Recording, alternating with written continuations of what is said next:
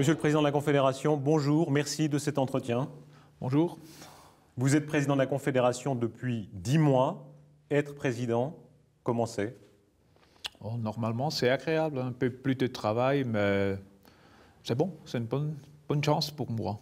Est-ce qu'il y a une fierté? On a des images de vous quand vous portez la valise à l'aéroport, quand vous allez à vélo, mais quand même, est-ce qu'il y a des moments où on a le frisson un peu plus historique, protocolaire, d'être président?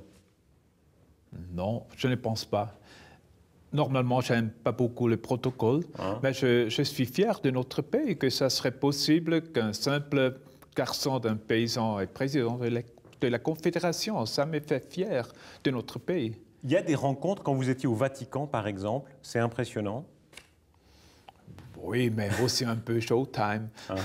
Oui, mais vraiment, c'est une personnalité impressionnante, mais il faut toujours garder en tête, ça c'est le showbühne.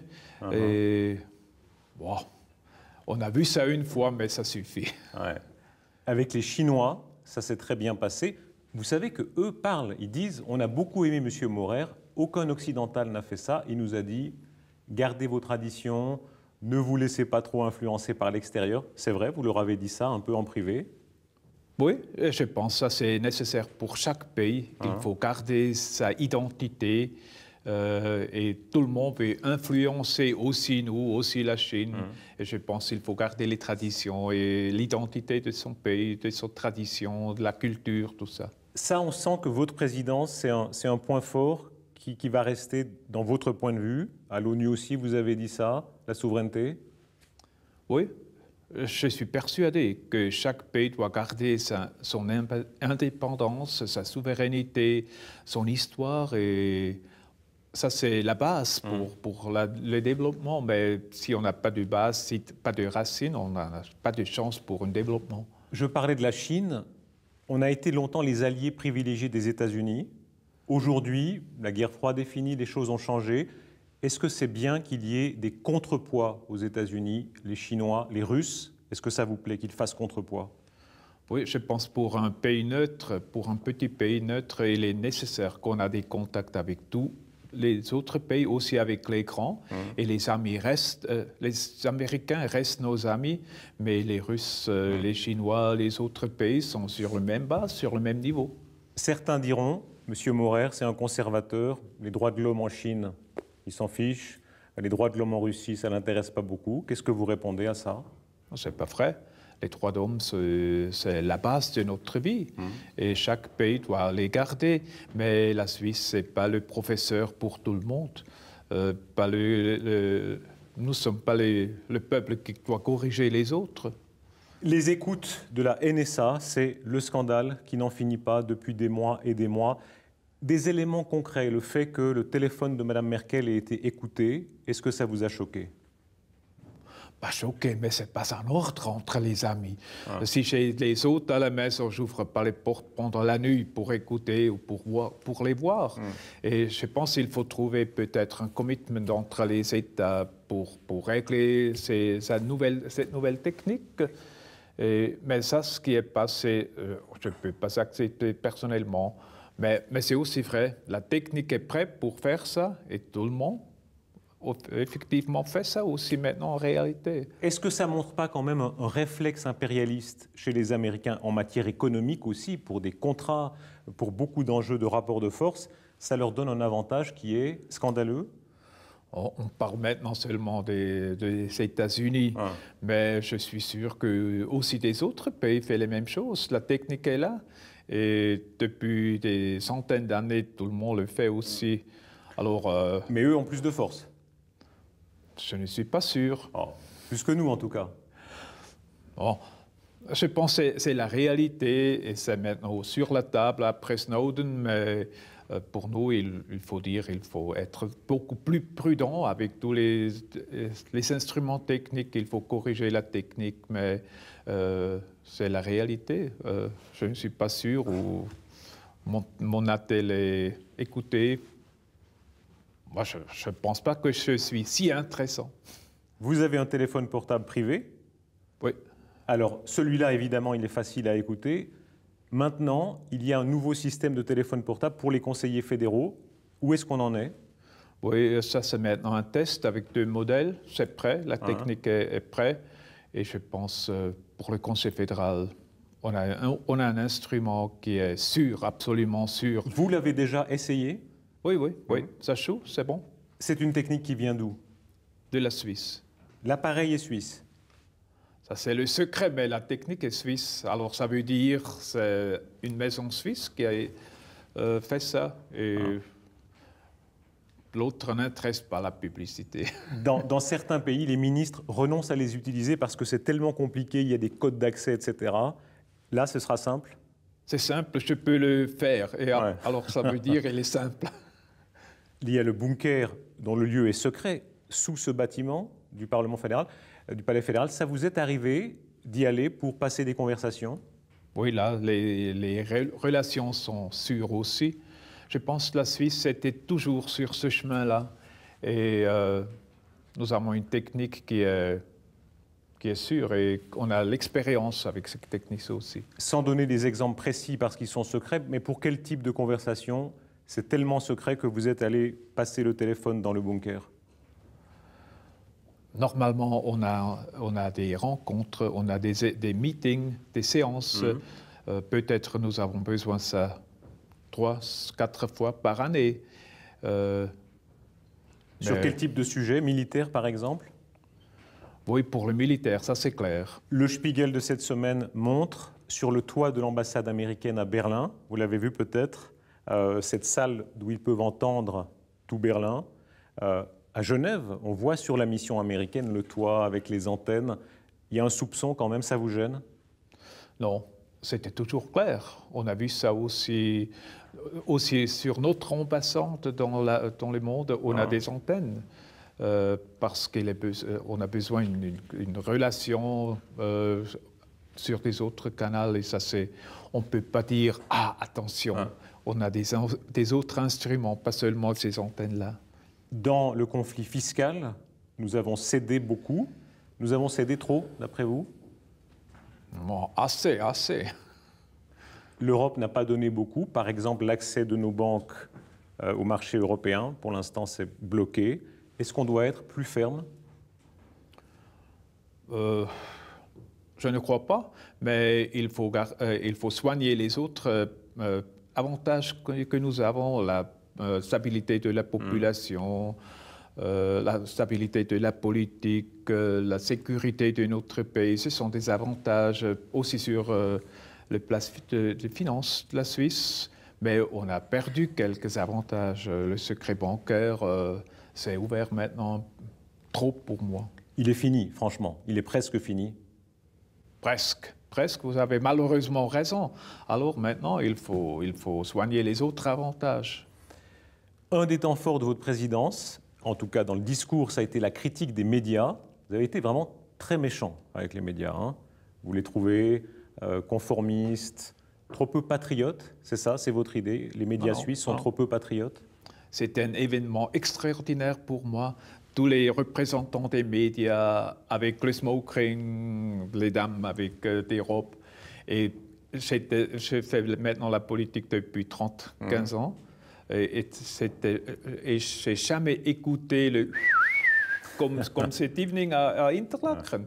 Vous avez été sifflé, hué, sifflé. Oui, c'était ça vous a fait plaisir. Ça vous a fait plaisir.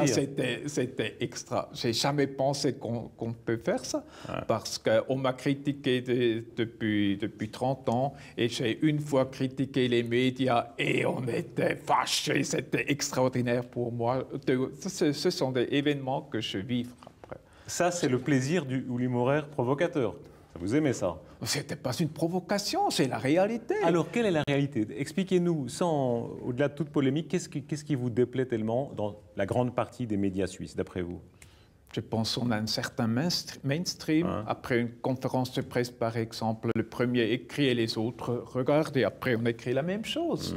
Et après, on a quelques thèmes qu'on a une fil rouge, on ne veut pas écrire de ça. On est calme, on n'est pas prêt pour discuter ça, on a peur, politique correctness interdit ça, mais ce sont les problèmes de la population et les médias, je pense, il est aussi une des obligations pour discuter ces thèmes-là. Exemple de thème où vous trouvez la presse trop conformiste? L'immigration, la criminalité des étrangers, des autres. Vous en avez profité aussi très bien des médias. Vous êtes un très bon manipulateur des médias, pour l'image, quand vous parlez avec la population, quand vous êtes avec la petite valise à l'aéroport. C'est parfait, franchement. Non, non, je ne crois pas que les médias, qu'on peut manipuler les médias. Un peu, quand on est habile. Non, mais je pense que les médias sont les instruments pour mon opinion. Ça, c'est mon chance, mais normalement, je suis trop critiqué. Je lisais des choses terribles de vous. Par exemple, vous n'avez jamais regardé un téléjournal en entier, c'est vrai ça? Une exception, j'étais à Abu Dhabi et là, j'ai écouté, j'ai regardé une téléjournal. C'était la seule fois. Miracle. Ouais. La télévision, vous ne l'avez pas? Non. Pourquoi? J'ai pas du temps. C'est très grave, ça, vous savez, il faut avoir la télévision. On vous en offrira une. Un vieux poste noir-blanc, si vous voulez. Oui, j'ai le petit télévision en voiture. Ouais. Là, je peux regarder une fois peut-être un hockey sur match, mais c'est trop petit pour regarder le puck. Mais une demi-heure pour une émission qui dit rien. J'ai pas du temps pour ça. Vous êtes gentil, vous envoyez des compliments, là. Franchement, ça ne manque pas. C'est une fenêtre sur le monde aussi. Ça ne vous manque pas, ce type d'information-là? Non, je pense, comme conseiller fédéral, j'ai beaucoup d'informations chaque jour. Et je préfère de lire une livre peut-être parce que l'actualité, c'est seulement un part de l'information. Il faut étudier un peu et pour ça, il faut quelquefois lire une livre, peut-être des autres choses, mais l'information d'aujourd'hui sont des antiques nouveautés de demain. Ouais. Vous vous informez comment? Le matin, le premier journal que vous lisez, c'est quoi? Bon, je lis le journal peut-être le soir. Normalement, j'ouvre le online portal. Là, je regarde quelques journaux, les titres. Par exemple, les journaux du dimanche, je regarde sans lunettes, alors je peux seulement voir les titres et normalement, je n'ai pas, j'ai rien à lire après. Quelle est la part de démagogie, Oli Maurer? Par exemple, les rencontres avec la population, ça fonctionne. Visiblement, vous avez un contact. Il y a une part de show aussi, de communication. Qu'est-ce que vous apprenez, franchement, quand vous passez une heure avec la boucherie du supermarché, comme vous le dites? Vous apprenez vraiment des choses, à part la photo op?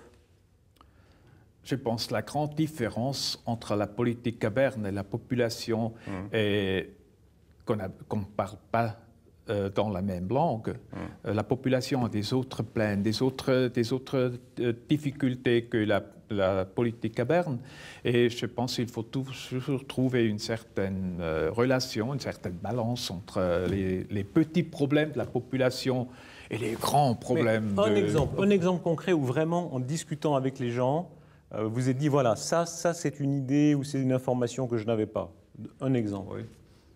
Peut-être les problèmes de l'école pour une mère, pour une maman, avec ses enfants, avec beaucoup des élèves étrangers, et personne ne veut voir ça. Et elle a beaucoup de peine avec ça, la violence. Et chez nous, on dit non, on n'a pas de violence, on n'a pas de problème dans les écoles, nous sommes les meilleurs. Mais pour les petites femmes sur la rue, pour les hommes là, ce sont les problèmes de chaque jour. Monsieur le Président, votre parcours, alors tout le monde le connaît, mais quelques points peut-être. D'abord la tradition paysanne, enfant de paysan, vous avez voulu être paysan vous-même. Oui. Ça, c'est pas seulement pour la biographie, c'était un désir profond pour vous? Oui, j'aime la nature, j'aime les animaux, j'aime les vaches. Mais c'était dommage, l'alternative c'était maintenant conseil fédéral. C'est pas mal. Wow, c'est vraiment une alternative, mais d'être paysan une fois, avoir une vache, c'est toujours un rêve. Est-ce qu'il y a un orgueil quand même? Parce que vous faites toujours le modeste, mais quand même, quand on est représentant d'un pays, aujourd'hui, président, Il y a des moments où c'est émouvant, non? Il y a des moments quand même où vous avez eu, comme on dit, vous savez, les poils qui se dressent sur le bras, où on se dit quand même, j'ai un rôle.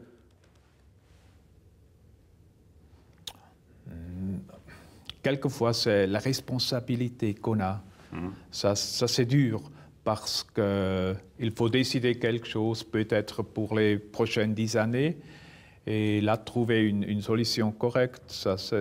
Quelquefois, je porte lourde pour ça, mais d'être fier sur ça, bon, peut-être quelquefois. Vous parlez avec beaucoup d'affection de vos parents, qui étaient paysans, qui vous ont beaucoup appris. Qu'est-ce qu'ils vous ont appris? D'être correct, ouvert et travailler. Vous leur devez beaucoup? Vous leur devez beaucoup? Vous devez beaucoup? Vous avez beaucoup de reconnaissance pour eux? Oui, pour moi, c'était des bonnes années à la maison. Il y a ensuite dans votre parcours des points qui ont compté. Blocher, évidemment. L'expérience Blocher, le film, passe en ce moment. Vous n'avez pas vu, j'imagine. Non, non. Hein. Qu'est-ce qui vous a appris, Christophe Blocher? Vous avez eu des rapports compliqués, hein, pas forcément tellement amicaux. Qu'est-ce qui vous a appris? Je pense que Blocher est peut-être le meilleur analyste dans la politique suisse. Il est en mesure d'analyser une situation dans quelques secondes. Et ça, c'est un certain système. Ça, c'est peut-être quelque chose que j'ai appris de lui. Ces limites, qu'est-ce que c'était? Tout le monde a des limites. Qu'est-ce que c'était les limites de Blocher?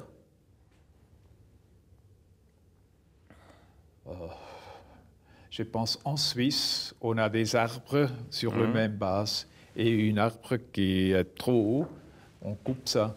Et pour moi, Blocher est une personnalité exceptionnelle dans la politique de notre pays. Vous faites attention de ne pas être justement l'arbre qui dépasse trop? Oui, je pense dans notre pays, ce n'est pas possible. Et ça, c'est bon. Est-ce que c'est un danger parfois quand c'est trop collégial, trop consensuel? Est-ce qu'on ne vous a pas un peu limé les canines? Vous n'êtes pas un peu embourgeoisé? Oui, mais je pense que notre système fonctionne seulement comme ça. Et une certaine collégialité, trouver une cohésion avec les autres, ça c'est la qualité de notre pays. Je voyais que la NZZ vous a considéré comme un des meilleurs conseillers fédéraux avec Berset. Hein. Il y a plusieurs parlementaires qui vous notaient. Quand on est encensé par la NZZ, c'est vraiment qu'on est embourgeoisé. Hein. On n'est plus du tout... J'ai dit maintenant, j'ai fait une faute. La passion politique vous est venue comment? Vous avez monté un très grand parti populaire suisse. C'est assez rare dans notre histoire. Hein. Vous étiez très habile pour aller dans le pays entier, apprendre aux gens à faire des lettres aux journaux, faire de la militance. C'est venu comment cette passion de ça? Je pense que je peux bien discuter avec les gens. Je peux comprendre un peu ses problèmes. Et j'aime ça pour former avec d'une diversité, une but avec des personnalités. Et bon, c'était un avantage de moi. Vous avez beaucoup voyagé. C'est un aspect parfois méconnu de vous. Vous avez fait beaucoup d'autostop, par exemple. Il y a cette anecdote incroyable. Vous aviez le petit drapeau suisse pour vous faire prendre en autostop parce qu'on fait confiance aux Suisses. Ça, c'est votre fierté d'être suisse, c'est quelque chose qui vous a jamais quitté? Ouais, c'est seulement pratique. Si vous êtes là avec beaucoup des autres, et l'homme avec le drapeau suisse est préféré des automobilistes, alors ça, c'est pratique.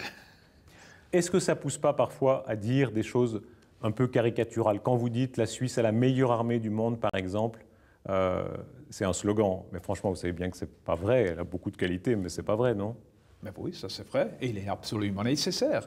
Si l'armée en Suisse a faire quelque chose, on a une autre armée en Suisse, il est nécessaire que nous sommes les meilleurs. Le deuxième, si on discute la sécurité, l'armée américaine, l'armée russe sont plus fortes, non? Peut-être, mais en Suisse, notre armée seulement en Suisse Et là, il est nécessaire que nous sommes les meilleurs du monde. Et je pense que ce n'est pas seulement l'armée, mais c'est le paquet de la population qui soutient l'armée. Vous êtes aussi un part de notre armée. Vous êtes aussi un part de la meilleure armée du monde. Et vous pouvez être fiers de ça. L'année pour vous tourne pas mal. Il ne faut jamais dire avant la fin, hein, mais le Gripen au Parlement, le budget à 5 milliards, la votation sur l'obligation de servir. Est-ce qu'on vous a sous-estimé? Certains se disent « Ah, les Morer, vous êtes un manœuvrier assez dangereux pour vos ennemis. » Pas dangereux. J'ai fait beaucoup pour la sécurité de notre pays, de chacun de notre pays. J'ai augmenté, j'ai amélioré notre sécurité. Alors, c'était mon but. Et oui, c'était pas mal pour la sécurité. Le référendum sur le Gripen, il passera devant le peuple? Oui, il nous gagnera ça c'est clair, pour moi. Il est nécessaire aussi. Combien de pourcents? Ça, c'est difficile pour le moment, mais 50,1%, ça suffit. Ce dimanche 3 novembre débute pour la SSR le mois suisse. Votre Suisse favori, alors on présentera Escher, Dufour, Stauffacher et d'autres. Votre Suisse favori, c'est qui? C'est peut-être Général Guisan, Alfred Escher, Gottlieb Duttweiler, et maintenant un roman. Hein? Ah oui, il faut citer un roman. Oui, Dufour, Dunant. Hein? On a des grandes personnalités dans notre pays.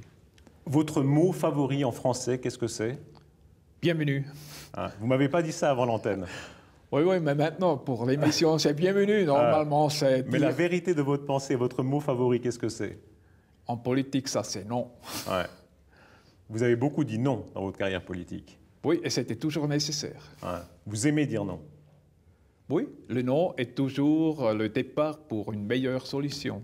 2014, 2015, on est ici dans la Bundesratszimmer. C'est assez rare qu'on puisse filmer ici. Hein, sur cette table, c'est là qu'on jette les bulletins de vote pour l'élection au Conseil fédéral et qu'on les compte. Vous serez candidat en 2015? Oui, je pense. Vous serez élu? J'espère. Vous pouvez changer de département? C'est possible, mais en principe, ce sont mes hobbies, le militaire et le sport. J'aime ça. Pour votre parti, vous pourriez peser plus, avoir plus d'influence en changeant de département, c'est vrai? Peut-être, mais on peut aussi influencer les autres si on a du temps pour étudier les autres dossiers. Un deuxième UDC au Conseil fédéral, pour vous, est-ce que ce sera une priorité en 2015? Oui, c'est le premier pas et après le troisième peut-être. Mais sérieusement, pour vous, c'est un enjeu, ça change beaucoup d'avoir un deuxième conseiller fédéral UDC? Pas seulement pour moi, mais pour tous les électeurs de l'UDC. Ça, c'est nécessaire qu'ils soient représentés aussi assez au Conseil fédéral. Monsieur le Président de la Confédération, merci de cet entretien. Qu'est-ce qu'on retiendra de vous au Conseil fédéral? Les conseillers fédéraux passent, vous savez bien. Qu'est-ce qu'on retiendra de vous? Je pense qu'on oublie tout de suite parce qu'on ne parle jamais de l'autre, toujours de l'autre qui vient et pas de ceux qui passent. Quand Christophe Blocher a perdu lors de sa réélection, ça a été un moment les plus forts pour les uns heureux, pour les autres malheureux. Vous avez pensé quoi à ce moment-là? Quelles leçons vous avez tirées de ça? Bon, c'est la politique. On ne peut jamais compter quelque chose. C'est la vie aussi. Quelquefois on gagne, quelquefois on perd. Un mot pour lancer le mois suisse sur la SSR et Sergué. Qu'est-ce que vous dites pour lancer ce mois qui sera consacré à la Suisse, à l'histoire suisse? Je pense l'histoire est une bonne professeure pour l'avenir. Monsieur le Président, merci. Merci à vous.